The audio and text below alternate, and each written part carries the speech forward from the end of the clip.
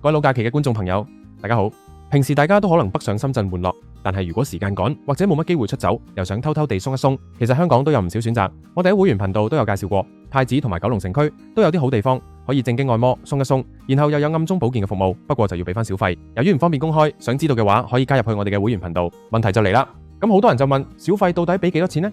有人話聽講已經被一班豪爽大哥同大咬技師徹底玩爛咗。以往嘅默認潛規則好簡單，普通按摩鐘錢大約200幾，另外埋俗稱機場稅嘅小費一般都係200蚊至300蚊，埋單500蚊左右落樓，方便快捷，性價比極高。但最近情況完全變晒樣，唔少師兄留言吐苦水，話依家去到啲技師坐地起價，逐樣加錢，掂一下加100蚊，解甲又加200蚊，甚至連太極按摩都開價開到5條魚，埋單居然要700到800蚊。大佬明明唔係年輕小矮，有冇提供咩高級情緒價值？只係普通阿姨做個項目，憑咩要收500蚊小費？今日老小編就同大家傾香港本地保健嘅機場稅公價到底係幾多？點解會被拉到咁誇張？點解有人話一定要企硬200蚊至300蚊呢個水平？多過呢個價千祈唔好俾。正式開始之前，先嚟一個廣告時間。男人去到某個年紀，工作忙，壓力大，又成日捱夜，有時狀態真係未必次次都咁穩定，所以親密關係入面有準備真係會安心好多。今次介紹呢支荷蘭 Copaco XXL Cream 黃金乳霜，主打男士親密前外用保養。老小編自己都有事，每日沖涼後用大約5毫子份量，輕輕塗抹同按摩至吸收，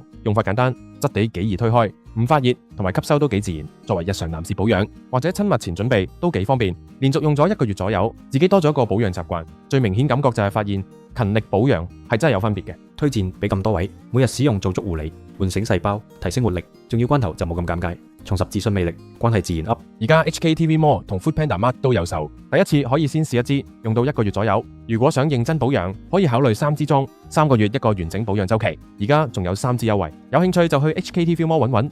好啦，我哋先客觀還原一下香港本地呢類正骨保健一直以來嘅黃金性價比公式。基本按摩鐘錢約200蚊至250蚊為1 part，通常1 part 就係45分鐘，時間耐啲就2 part 90分鐘，一般1 part 半就係1個鐘頭多少少。加中增值小費，俗稱機場稅，約200蚊至300蚊，標準埋單價1 part 年稅450蚊至550蚊搞掂。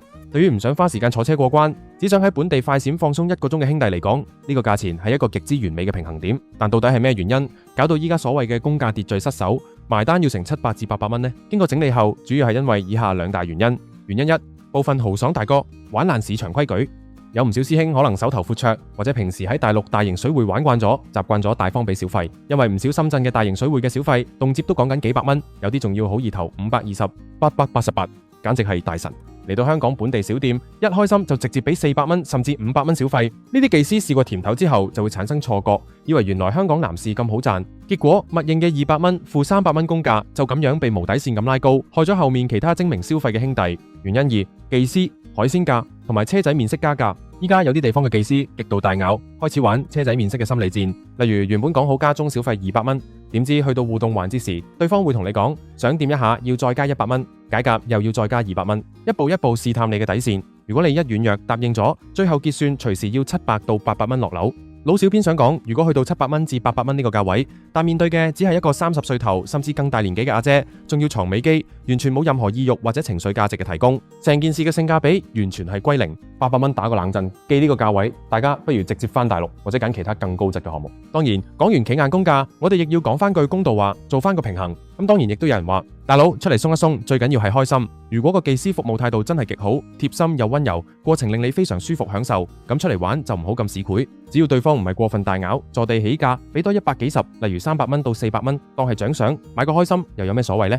老小編其實都非常認同呢個說法。我哋倡議嘅係拒絕被當水魚，而唔係叫大家做一個死慳死抵、斤斤計較嘅客。如果對方係主動索取，坐地起價，車仔麵式加錢，呢種情況下，我哋絕對要企硬公價200蚊到300蚊，千祈唔好姑息，避免破壞市場生態。但如果對方係服務到位、態度極佳，完全冇硬性索取，又係你杯茶，你自己心甘情願，覺得物有所值嘅情況下，出於賞賜，俾多少少小費，呢個係你嘅自由，亦係對高質服務嘅一種肯定。最重要嘅原則只有一個，消費要明明白白，賞賜要出於自願。絕唔接受被硬性套路。總結嚟講，本地正骨加增值賣點就在於方便、快捷、性價比高。無論你係主張企硬200蚊到300蚊所謂公價嘅精明玩家，定係覺得最緊要開心、好服務、值得俾多少少嘅豪爽大哥，最核心嘅底線都係希望本地嘅消費環境可以健康發展，唔好被極少數大咬嘅套路玩爛。唔知大家最近中意消費定係本地呢？你哋覺得香港本地按摩小費俾幾多先至最舒服最合理？你有冇遇到過值得你大方獎賞嘅優質技師，或者好誇張嘅大咬經歷？歡迎喺下面留言區同大家一齊交流吹水。如果想知道更多唔方便講嘅資訊，記得即刻加入我哋嘅會員頻道。中意我哋今日呢節目，記得訂閱、讚好同埋分享。我哋下集見，拜拜。